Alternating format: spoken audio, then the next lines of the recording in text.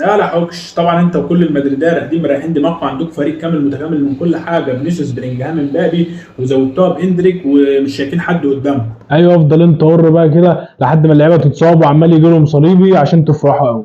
يا عم والله ولا بقول ولا حاجه، انا قصدي ان الدوري هيولع، قصدي ان اتلتيكو مدريد جابت صفقات واحنا جبنا صفقات بالاضافه للصفقات اللي انتوا جبتوها. هيولع ازاي؟ كده كده محدش هيقدر علينا، ولا انت ولا اتلتيكو، ولا انت عشان جبتوا اولمو يعني؟ يا عم لا والله ما عشان اولمو ولا حاجه، انا بتكلم عادي. لا مش عشان اولمو، يبقى عشان عندكم يمين يامال. عشان عندنا يامال وفتنكم ماسكين في كلمه يامال. طب انا هحكي لك حاجه، زمان كان ريال مدريد كده عندهم ايه، رونالدو الظاهره، جنبه لويس فيجو، وعندهم برضو زيدان، وكان واقف لهم واحد بس الساحر رونالدينو، وقدر يفوز عليهم ويحقق بطولات وهم موجودين ويعمل حاجات وهم موجودين. تعدي الايام وتمر ويجي كريستيانو، سيرخيو راموس، وعندكم بنزيما، عندكم لعيبه تاكل الزلط وتاكل اوروبا، وهي كانت اوروبا فعلا، وفي لهم واحد بس البول